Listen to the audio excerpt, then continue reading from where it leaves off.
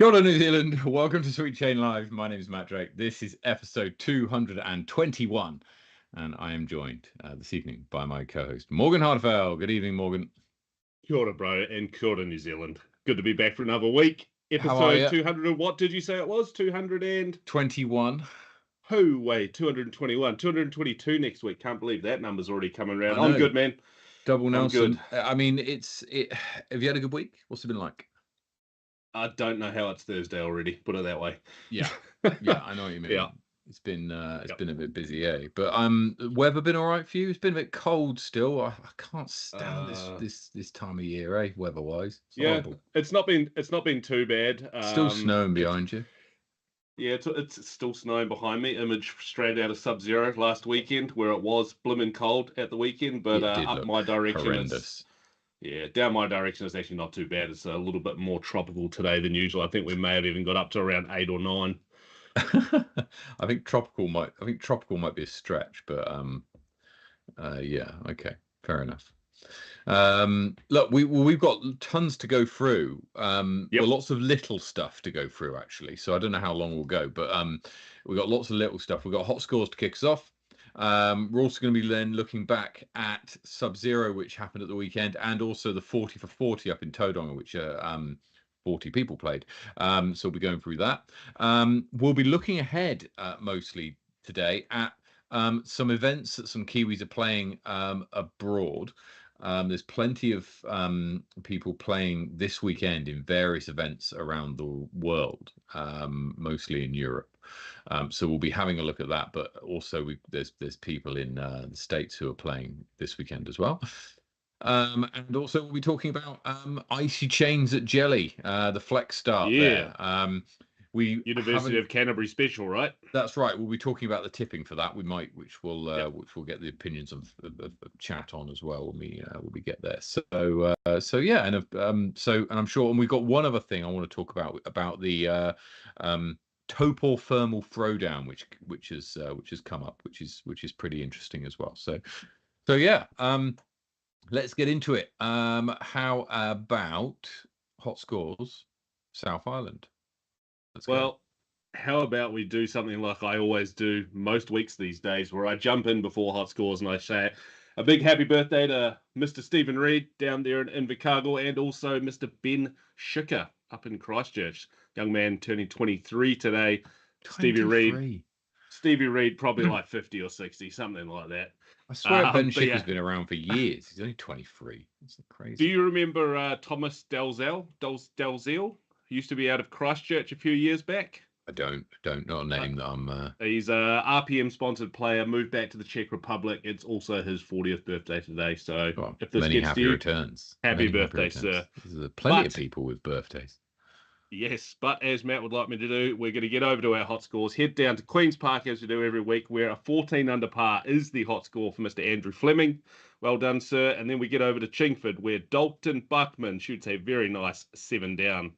Matt, a couple of courses, Brockville and Flight Park, no recorded scores this week. Come on, guys. And I know I'm speaking to myself when I say that. Come on, guys, get out there, get your scores in. But we will go to the Queenstown Gardens, where Team Generations' Jin Cato shoots a spicy 13 under par.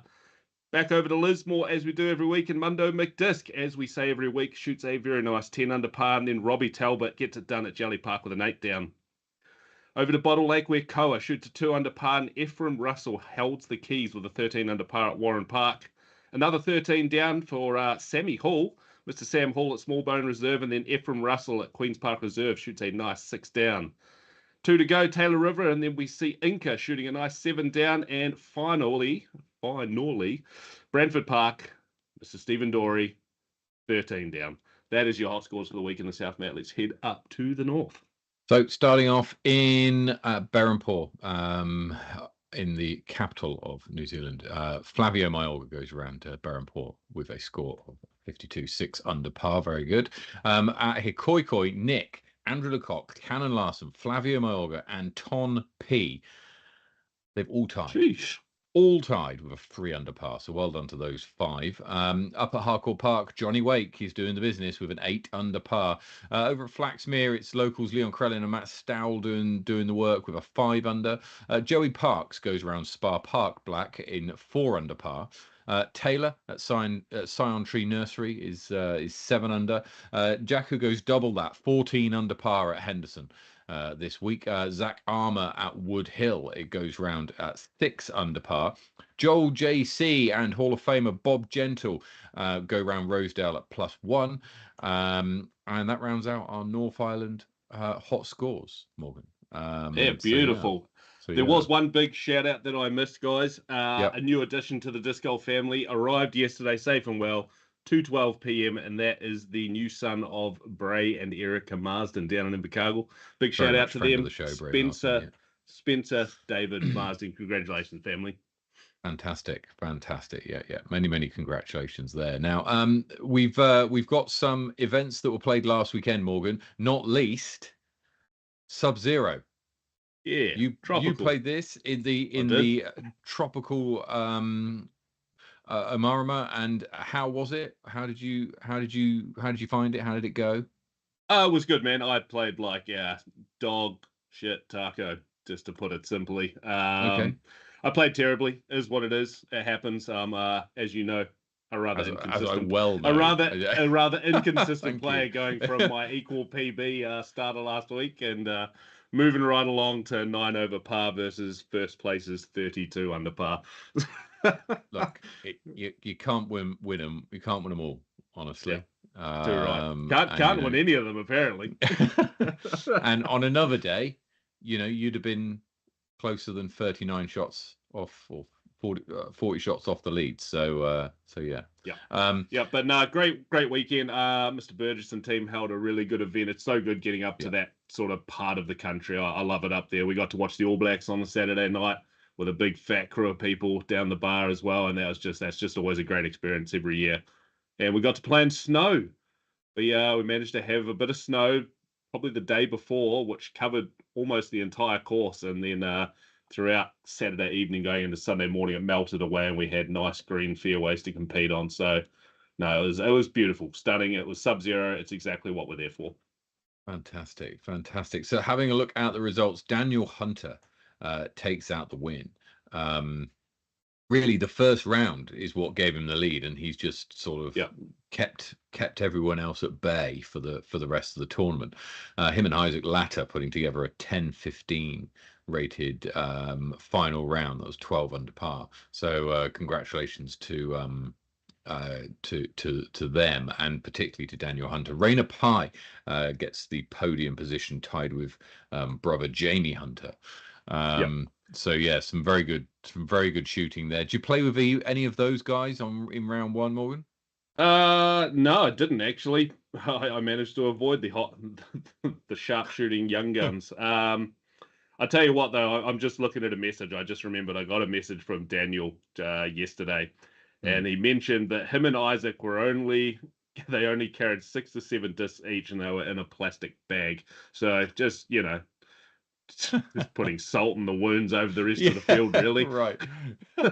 Everyone else is turning up with all the gear, but no, fantastic performance by Daniel Hunter. These guys have really been kind of bossing that area of the country in recent months. It'd be really interesting to see how they go in a few events time, mind you. There's a few events between now and South Island Champs in November. But I think that's probably an event that they're going to be eyeing up. Yeah, definitely. No, that's their neck of the woods, mate, and they all played superbly. It's good to see Jamie Hunter as well, right? Jamie Hunter obviously up there, but James McDonald, another person from that district, just out there smashing it as well. So yeah, well done everyone there. And down to FPO, Matt Echo Lee. Echo Lee in FPO. In MP40, Matt Pritchard wins over Les Payne.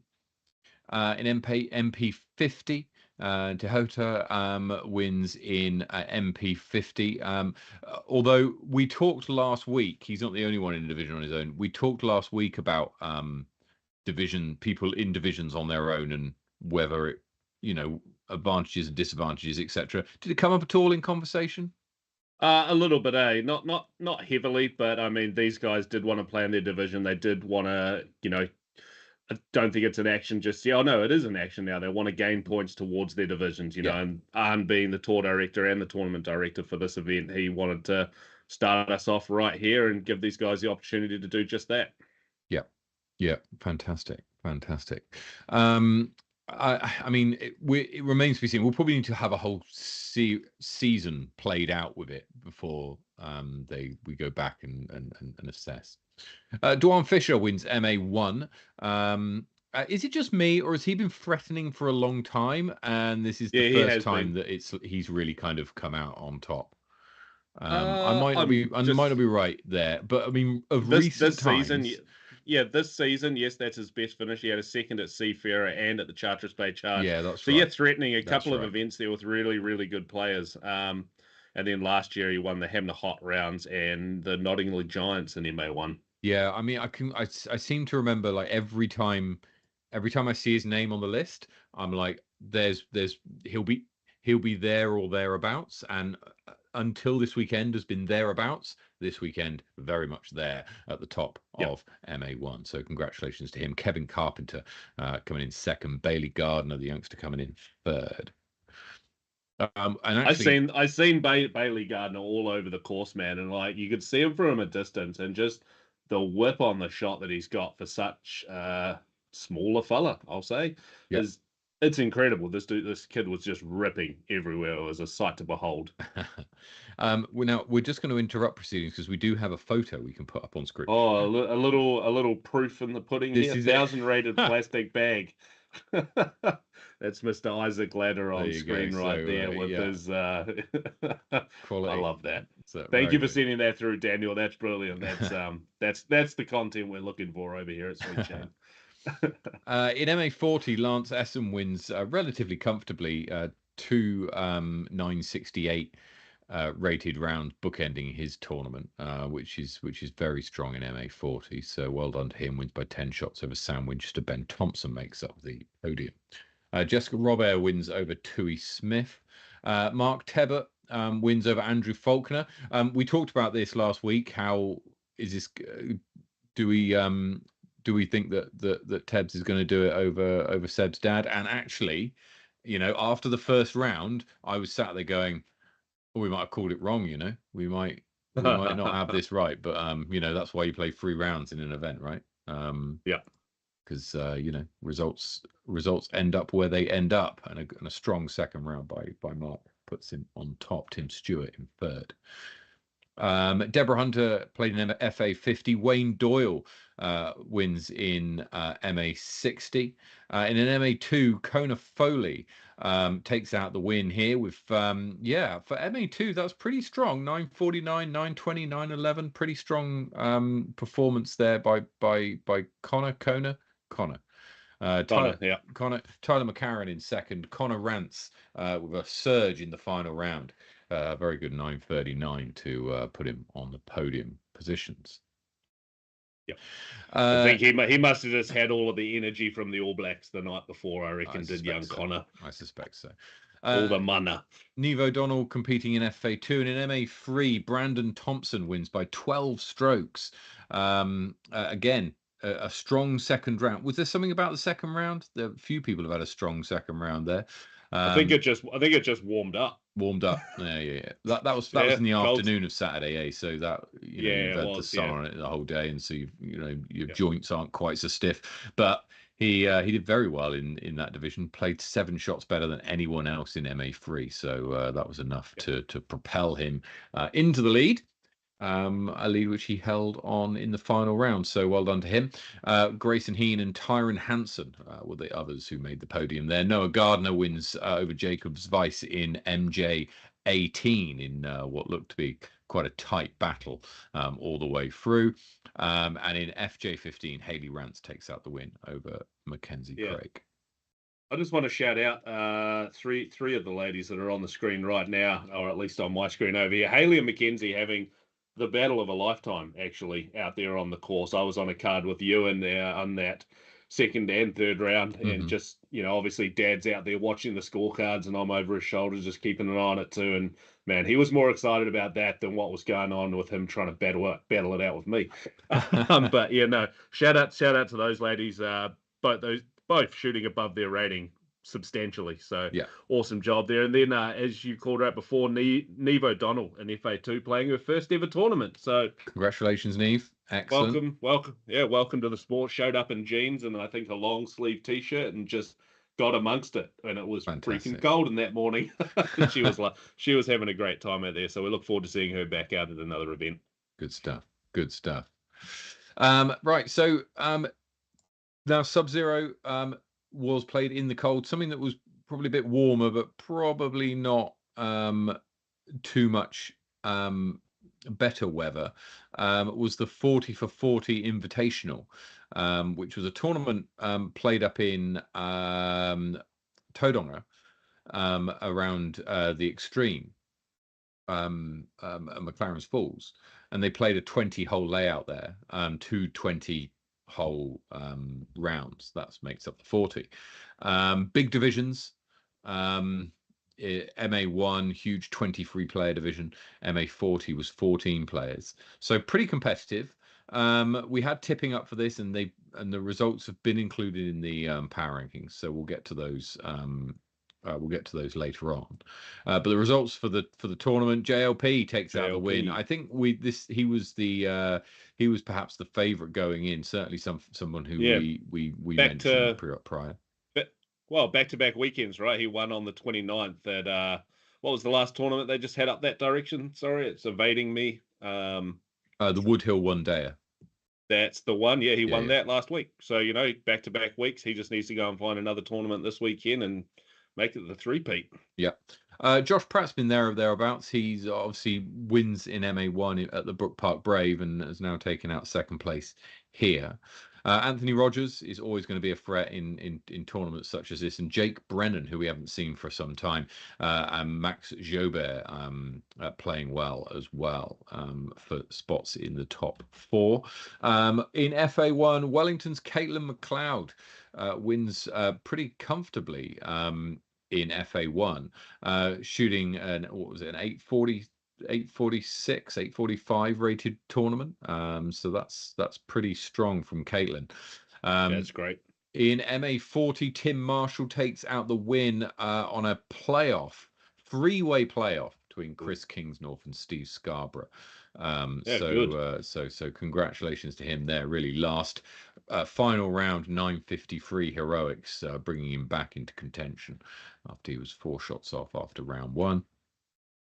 Takes out the win in MA40. FA40, Kath Headley wins over Fiona Menzies and Jennifer Joint. And in MA3, it's Caitlin's older brother, Kieran McLeod, who wins here with a strong 894 first rated round. Enough for him to put his stamp. Braden, the younger brother of the three, comes in second place.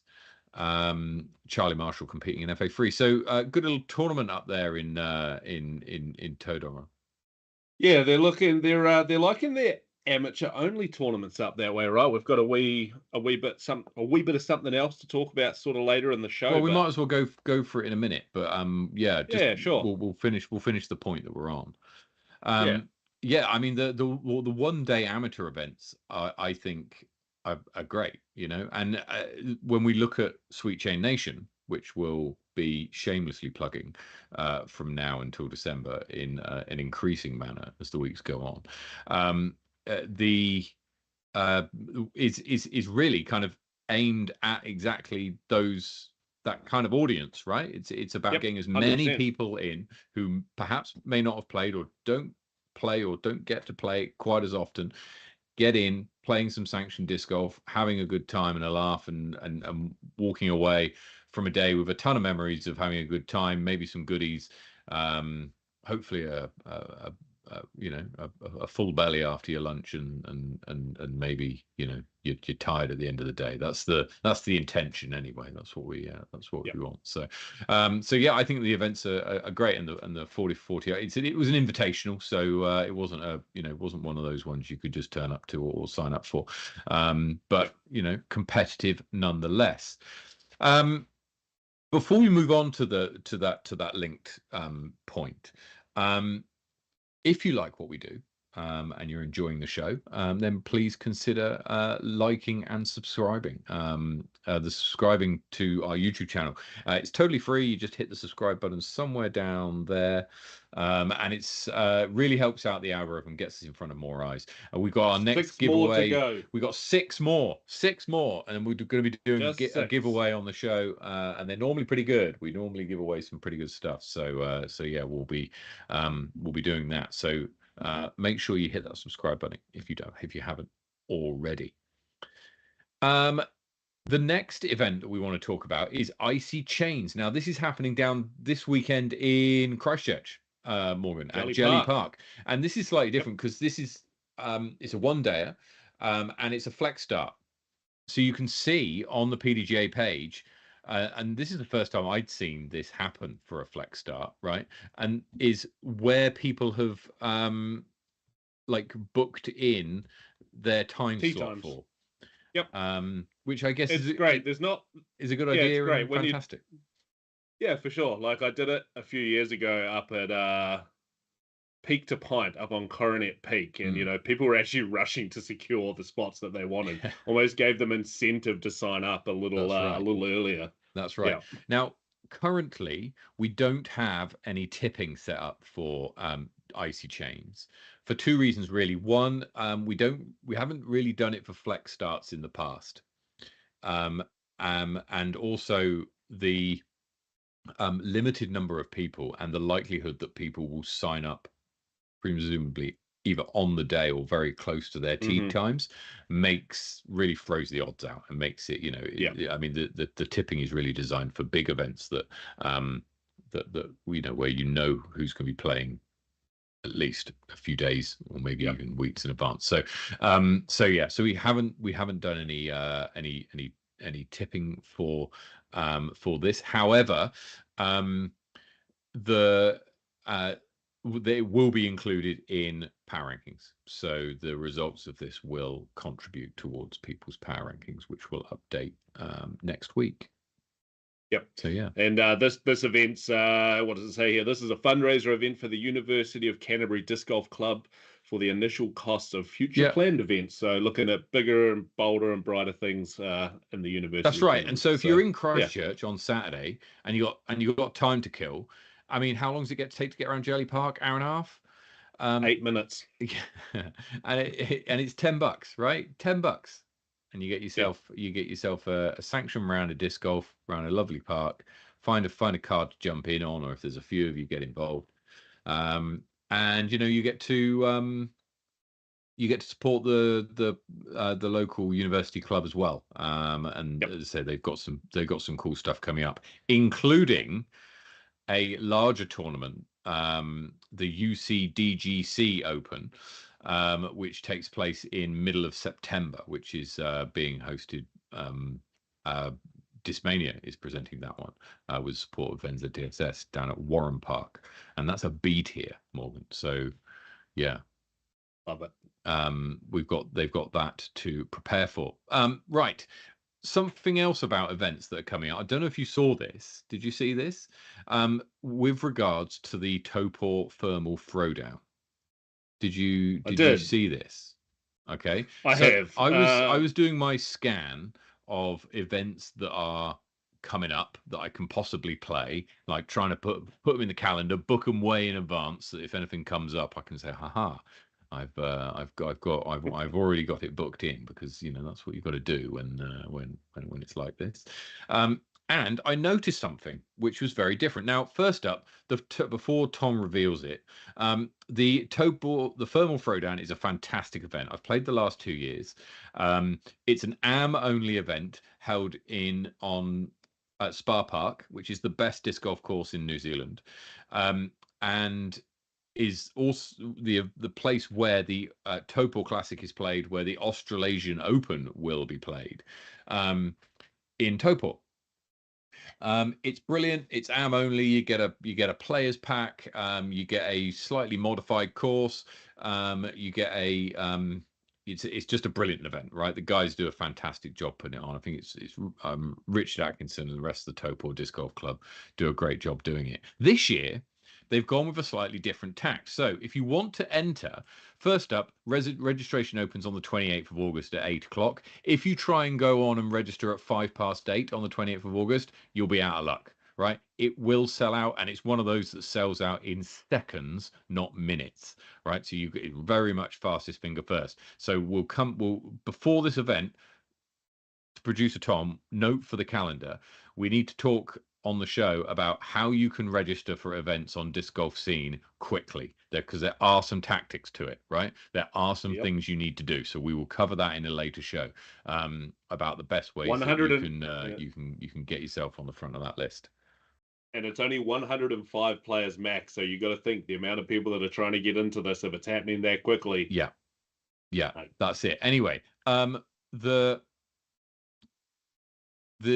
what they've done is they've said that when it comes to the division that you're playing in, you're not now picking MA1, MA2, MA3, or MA40, or FA40, or FA2 anymore, right? Gone are your age and gender protected divisions. Gone are your sandbaggers choosing to play MA2 and MA3. And instead, they're going for this alternative, purely ratings based divisions, which I think is interesting. And it's something which I've seen personally as part of a league being done in Wellington. It was done as a for one of the hardcore social league summer leagues here in Wellington, where they split everybody by division. But I've never seen it done in a tournament before. And so, what do you think? I really like it. I really like it. I mean, we've spoken on multiple occasions about.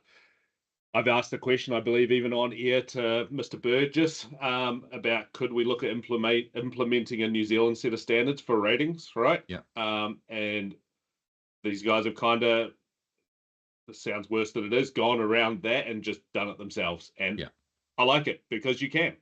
The Yeah. options are there on Disc Golf Scene and via PDGA. Disc Golf Scene is PDGA. Yeah. If you didn't know that, PDGA owns Disc Golf Scene. So these options aren't just by chance. These are what are offered. And I like it because, I mean, the word sandbagger gets thrown around so much. Don't like using the term, but this really does just take that out of the question, right? Yeah, exactly. And we just had confirmation in the chat actually from the tournament director, Rich in Topol, that the general division is used for players without a Oh, rating who cool. will then be placed accordingly. So there's 5 Nice. divisions, right?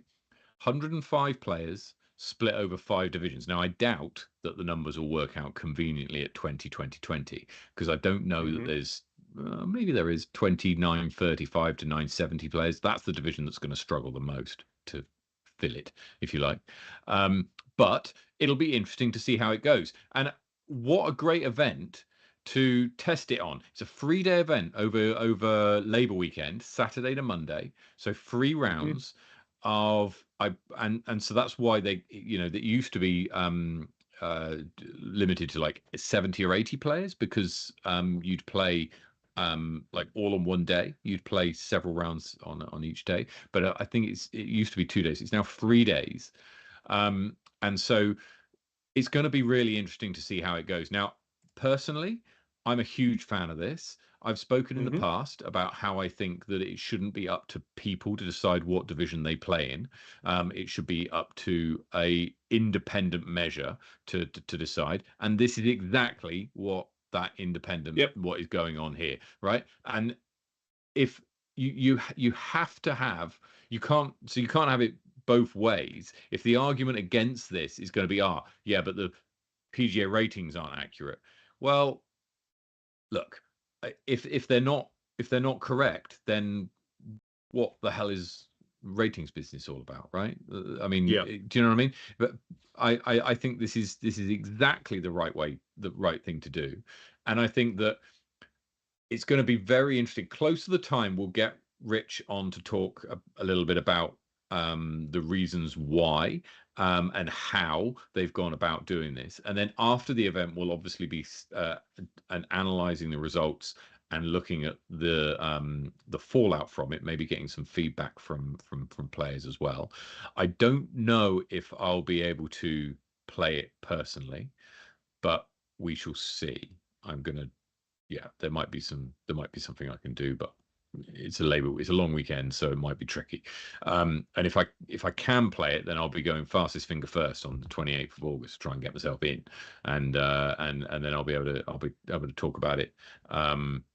Really, because it came up because a couple of the old farts, Phil McLeod, actually, his rating on Tuesday just gone, because it was ratings Tuesday just gone, ticked over to 900. So he would now be in a different division to some of the rest of us. So that was an interesting thing for those on the cusp of 900, of which I've straddled that line a bit myself, and now comfortably under it. But I think that it's an interesting way to go about it. I'll be really keen to see how it goes. Chat, what do you think? Do you like it? I'm seeing a lot of positive comments here. I'm seeing great. I'm seeing challenges players to play above their ratings, which is fun. Get people to play actually match to your scores. Yeah, look, this should be the standard. So look, I think that there's it'll be interesting to see what happens, right? I'm not sure on the names. I think there's perhaps a better way that we can kind of, because why is blue better than white, which is better than red? Do you know what I mean? Yeah. Like, does that mean anything to anyone? I don't know. Matt, the only reason we haven't really seen this before is because most events are on the New Zealand tour, right? Where we need to offer certain divisions for tour standings. And this just doesn't work into that current format. Or never has, not current, any format that we've ever had in New Zealand. It's not a new thing. This is why we're only really seeing it now, when you're starting to see a few of these bigger events that aren't on the tour popping up and being able to do this. So apparently the colours are set by the PDGA, and so who knows? There might be some meaning behind it. It might be linked to some others or whatever. So yeah, quick gold is 970 and above. Oh, is it? Okay. So quick question then. Quick question. Yes. I'm going to put you on the spot. Should we do this? Should we do this for Sweet Jane Nation? Well, Matt, we have a number of TDs we need to talk to about. That's true. That's true. It's not just us. No, we're a working group putting it all together. But you are right. And you know, this isn't limited to AMA only tournaments. This way of rating, because you said there that gold is 970 plus. And you know, when we look at that, there's only a handful of players in New Zealand who are 970 plus. There's what, a dozen, and so yeah, we're not talking. You're not going to be talking about kind of slanting in one way too much. But look, I really like it. I saw it and was very excited that it was a thing. So yeah, get yourself along. Apparently, it's doubles on the Saturday, and then singles are on Sunday and Monday. So that's 2 days of tournament play. I don't know if that means 2 rounds or if it means 3 rounds, but that is, yeah, that's the situation. They've got a lot of holes available up in Topor, so I guess they could be longer than an 18-holer. So yeah. So just going through the chat, actually, just to get a few comments back on this, because it's something like let's just start at that bottom comment right there from Louis Hickson, which says, is it a cap of 970? Yes, yeah, it's a cap because it's an amateur only event. Right, so let's just clean this up, okay? Because you can be 970 rated, right, and be an amateur. Right, there's not many people on that fit into that category. The most notable in New Zealand is Johnny Wake, but in this case, yes, that is a cap. If you're 970, you're not eligible. So it's less than 970. So 970, and you're too highly rated, right? Yep. So you need to be less than 970. So I'm just doing a look here because it doesn't matter if you're a pro or an AM. I guess they might have to check that actually, because I guess you still need to be amateur. I guess RAH is ratings amateur. Yeah, I no, would guess. well, I guess that's up to them really, because pros can play in AM divisions. Yes, they can. Yeah, they can. But there's certain things that you've got to do. So Johnny Wake is an AM. No one else rated 970 or above is an AM. With the exception of no, I'm just having a look here. Everyone else has taken cash this year if they're rated 970 or above. Just checking, and yeah. So it really, Johnny Wake is the only player who would possibly not be able to play in this event. Johnny out there, because of his rating. So yeah, although he did turn up last year and smacked everyone around. So I mean, it's perhaps not. So yeah, it's basically just an event against Johnny at this point. Sorry, Johnny. We didn't do this. We're just reporting on the situation at hand. Indeed. So yeah. He won by 29 strokes last year. So yeah, no, not 29, 19 strokes he won by last year, which is silly. And so yeah. Although I don't think it's a vendetta against Johnny in any way, I think that he is the only one who unfortunately falls out of the bandings there. But Louis, if you go on a hot streak and get over 970 by the time the thermal throwdown comes along, unfortunately you'll be ineligible for the event.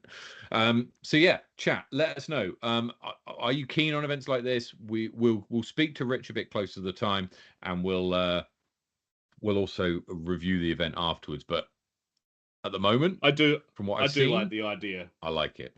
I like the idea. I also like the idea for Sweet Chain Nation. I don't just want to brush that one under the rug. I really do like that idea for Sweet Chain Nation. So we will talk to the TDs right after this.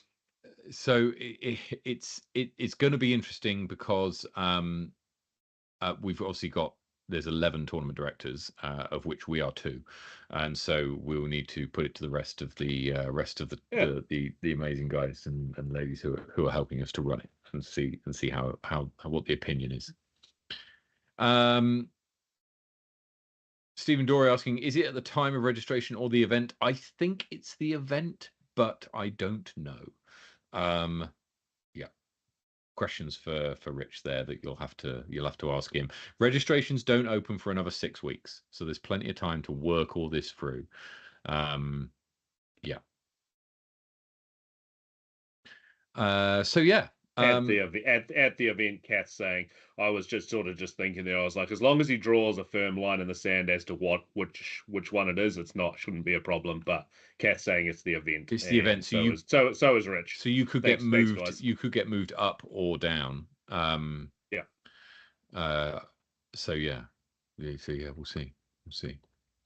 Right. Lovely. Where are we going next? Right. Where are we going next? Are we going overseas? We're going overseas. This weekend, there's lots of people from New Zealand playing abroad, and we're going to start by looking at the World Amateur Masters. Actually, we're going to look back before we look forward. And we're going to have a look at Amy Whitmore's incredible performance streak, which is continuing after taking out the win at the US Masters Championships. US Women's Disc Golf Champs. That's the one. She takes out second place at the Masters World Championships. And incredible, eh? Incredible. And she finishes second. Fantastic performance by Amy. Really, really good. And that after a bit of a rough first round, which I don't know if you saw her socials, she was complaining about, but picked it back up after that, bounced very much bounced back. There was a phrase in the sort of late 90s in the UK, bounce back ability, which some people may recognize, which she's got plenty of. So yeah, well done to Amy. Yeah, she's great, man. She said that Alicia Carr was just incredible to watch. Just such a great player out there, and yeah, she'll get her next time. Absolutely. Right, let's she's on the, I believe she's on the plane almost right now, headed to the European Amateur Open now. She got a spot in that like this week. Oh wow. Okay. So yeah, I did Yeah. see that she landed overseas. That she was in Finland, I think now, and so she'll be playing in the European Amateur Open, which is played in Nokia next weekend. So we'll be covering that. Now, Simon Feasey, a name we all know, is playing in the Beaver State Fling this weekend at in Oregon. It is. And this is the event that obviously many of the pros who would normally play this event are abroad because of the upcoming World Championships. And so yeah, so we don't, he's not going to be playing against those guys. However, he is competing in MP 50. MP 50. And is one of the higher rated players in the division. The second highest rated player, two points behind Hank Kerwin, and then just 5 above Luca Sippenbusch. Indeed. If you look a bit further down, you'll see Dustin Milbert. He was here. He played some of the events at the TDU earlier on this year. So yeah, plenty of competition there in MP50. It's a strong division. Yeah, I mean, am I right in thinking that the Beaver State Fling disappeared for a while? Am I dreaming this? I think it did, but I think it did off the tour, but continued as a tournament. Right, gotcha. Pro tour, you know. Yeah, I'm with you. Beaver State Fling. That's the one where Philo hit his albatross. Is that right? I think that's. Now that's a good question. I think you're right, but I'm not confident. I think so. We're googling it live on screen now. Tom's googling. I'm googling something completely separate.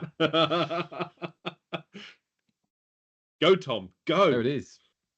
Go. There yes, it is. Yeah. That's knowledge. There we go. Right there. Should we have a quick look? Oh, is this our shot of the week? I mean, it should be. You can't bring anything else up after this. This is ridiculous. I'm getting a bit dizzy watching that. That's great. That's making me want to fly my drone. Here it comes. Yeah, so this is the drive. That's the drive, yep. And then up to there, which you can see where that goes. And then this is the second shot. Massive Anheuser. Which is just silly. And this just dumps, right? Just bullsh. Happy with that. I believe that has to be our sweet chain shot of the week right there. Indeed, there it is. It's our sweet shot. Calling it, Tom. Calling it. Indeed. He can wait another week. So, no, very good. Well done, Philo, for that shot 9 years ago at the Beaver State Fling. You win this week's shot of the week somehow. Right. Where are we going? Your prize shipped out. Let's go to the Junior World Championships, Morgan. Now, this one we've been looking forward to for a while. Now, this kicks off on the 12th. On the 12th of July in the form of doubles, and then continues starting on the 15th is the singles event. I think I've got that the right way around. Alison and Sarah are competing in the doubles as a pairing, and then Alison competes in FJ15 and Sarah in FJ10 in the when that kicks in, if that makes sense. The other Kiwi abroad is Sam Lykin, and Sam Lykin plays in the In the He's in the he's in his team name MJ18, is but he's also underage and under par. in the team underage and under par at the in the MJ18 doubles as well. He's teamed up with Stephen Anderson from Kearney, New England, as well. So yeah, so let's wish all of those guys the very best of luck. We'll be following it along in the FJ15 division. It's the Golden Kiwis, Alison Tweedy and Sarah Wadsworth are competing. There's 4 teams in that division, so it's going to be pretty tight, There's to some say the least. stupidly high-rated people in this tournament, isn't there? Huh? I just noticed a name, Kenta Aranami, young kid that we met over in Japan, 984 rated. Yeah. Did I just see a 993? 994. There is Rodiak Mayanu from Dallas, 994. From Dallas.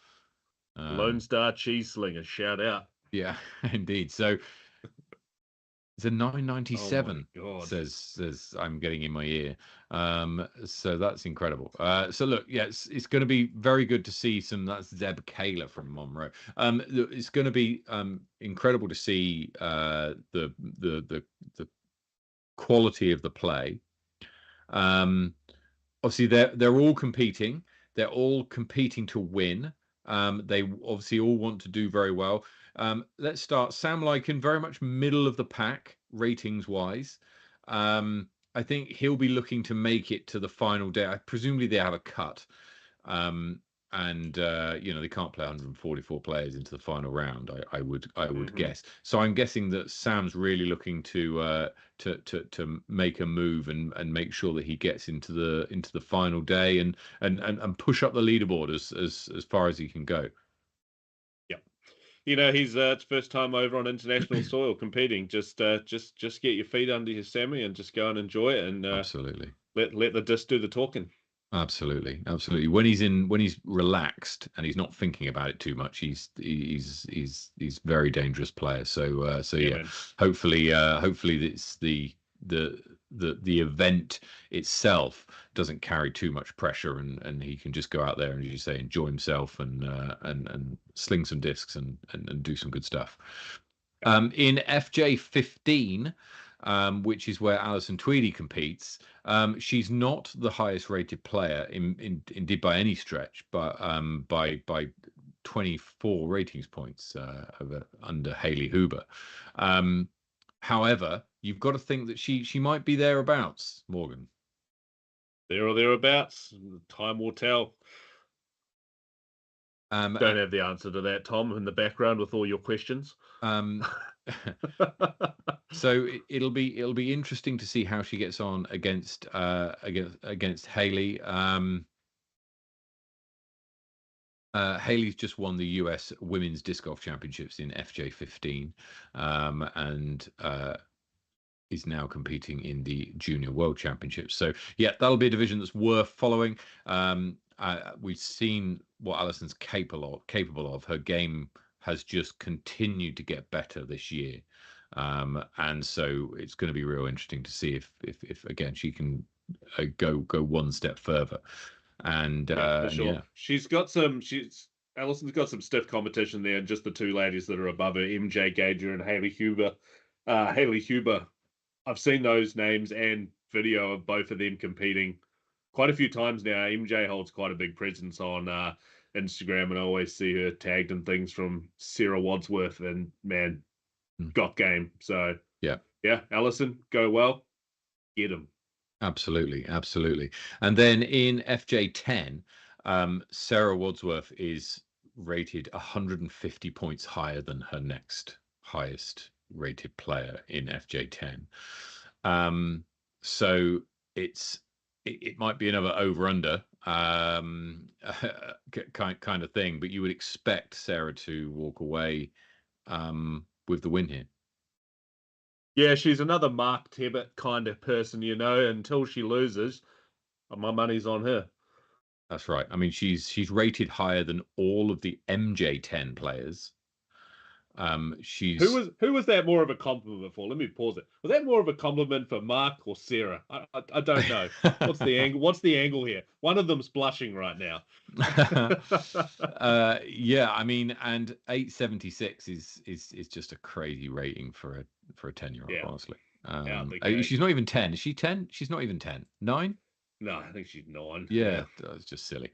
So yeah, look, so it's going to be an incredible weekend. We're going to be following all of the scores. You can do yourself on the PGA Live app, of course, and we'll be looking at all the results. We are desperately trying to get suitable times to talk to these people whilst they're abroad, but trying to hook up the time that it's an acceptable time of day in wherever they are and wherever they will be is actually pretty difficult. So yeah, we're hoping to get maybe we'll see if we can get Francis on, because that will be a better time for Francis, being as it is, I think, about 11 o'clock in the morning in Finland. So I'm sure we can find a suitable interview spot for him, because obviously he's up at the World Championships in a couple of weeks' time, and plays in a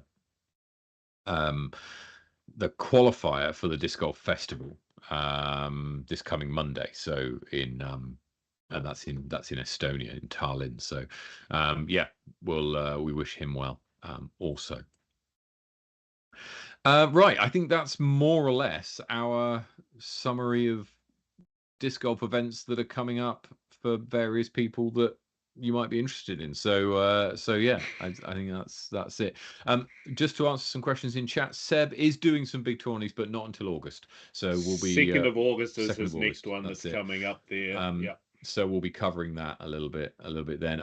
That actually reminds me, the 2nd of August, Morgan, I'm not going to be here. I won't be here for that episode. You are away for a little while. But just, yeah, I'll be here for next week and the week after, and then I'll be taking a little break for a couple of weeks. But anyway, we'll get to that later on. Now we're going to head in, play some games. Let's go and hit some distal, and see how we get on. Who went first last week?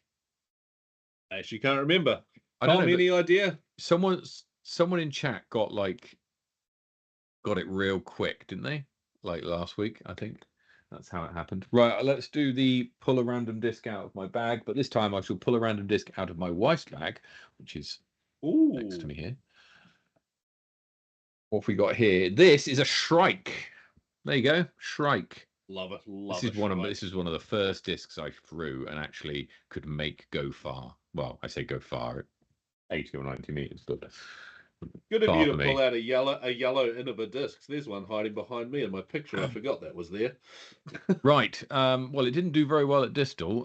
It's not Innova. It's way too fast. It's way too stable. And it's way too glidey. So there you go.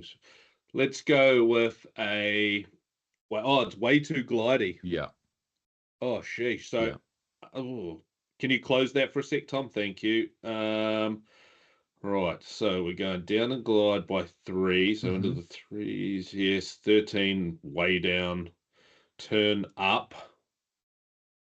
So it's a minus 1-1. A -1-1 that's slow.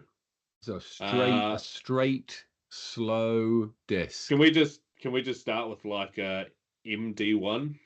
Okay, yeah.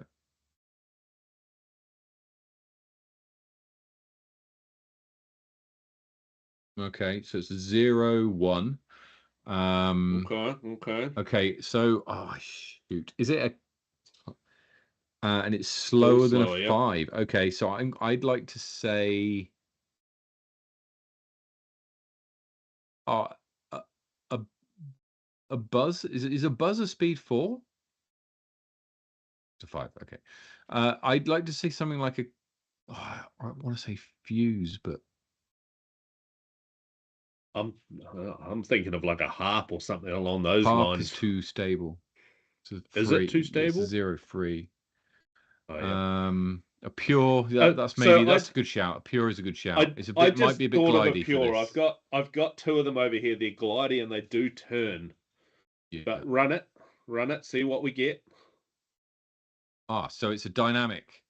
Oh, that's our worst one. It's got and slower than a free. So it's a dynamic, speed 2, or speed 1. It's a Matty 2. Rance's saying, I hope. That's latitude, and a pure is also latitude, and we've got the yellow X, so it won't be a hope. Yeah. It's Dynamic disc, 0-1 speed. 301, a 2301 from dynamic. Berg is Caster plus. Is caster. I'm thinking of like a dagger, but that's still too fast. I'm just trying to think of dynamic disc putters in general. Deputy. Yeah, I still feel like that's faster than 2, but run it. Have a go.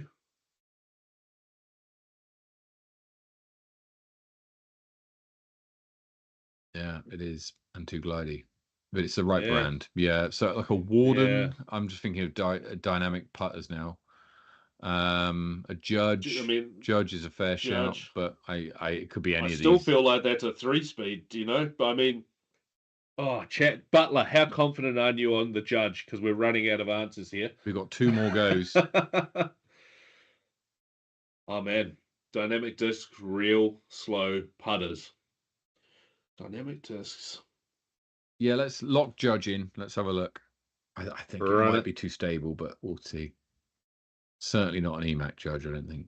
That would be too stable. It's in a box nearby. 2401. Oh, my word. So it was the... So hang on. What up? 24... It's a 2301 is the stats on it, is the numbers on it. Oh, I'm looking at the wrong line. Yeah. 2301. Yeah. Right.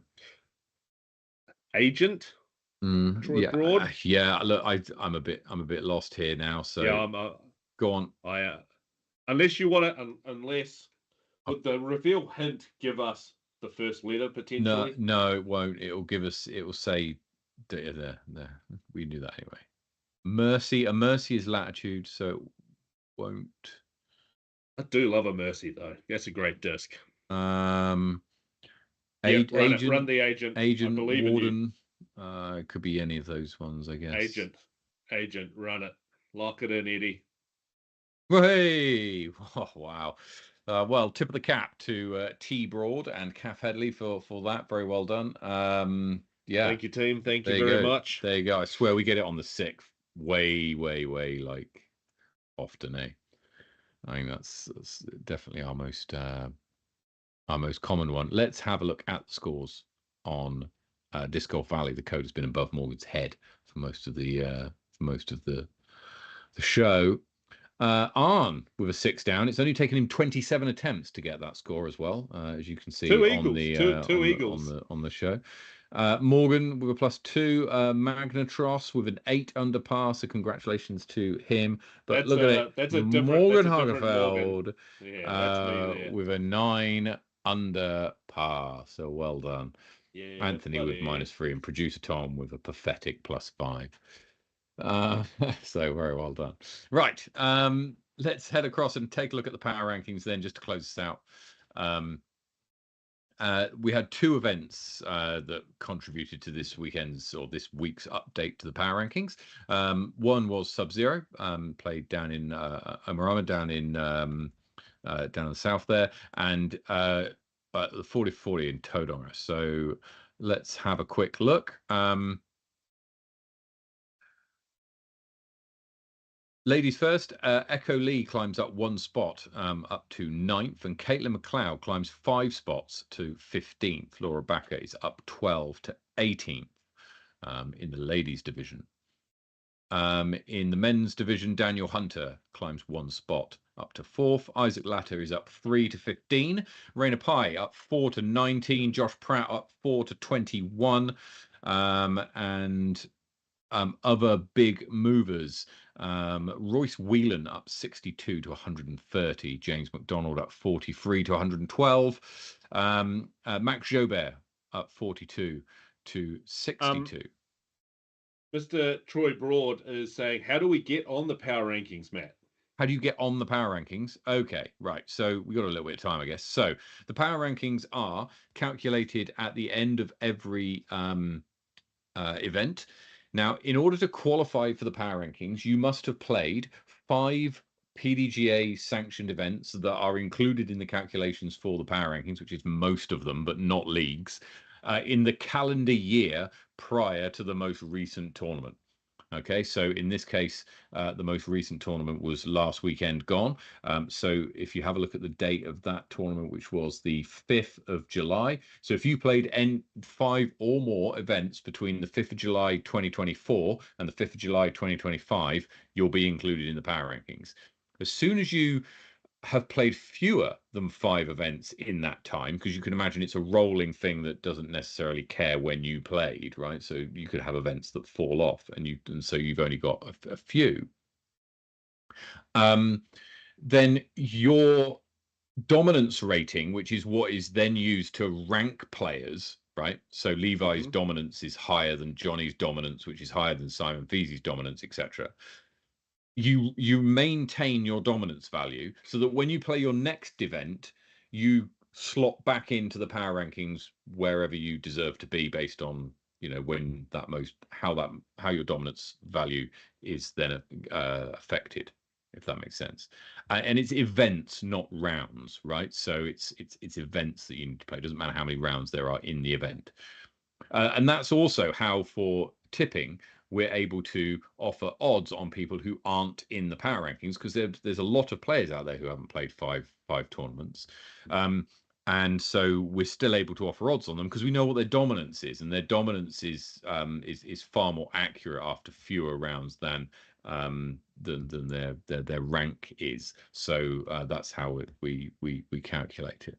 So hopefully that answers your question, Troy. Good question. Thank you very much. So yeah, so play 5 events is the key. I mean, I think I'm just on it still, having only just played the 5. So yeah, I think that more or less rounds us out for today. Thank you so much, everybody, for joining us. Very best of luck to everybody playing in America this weekend. We're very much looking forward to it. Wherever you're playing disc golf, take it easy, play well, get some birdies, and we'll see you next week. Cheers.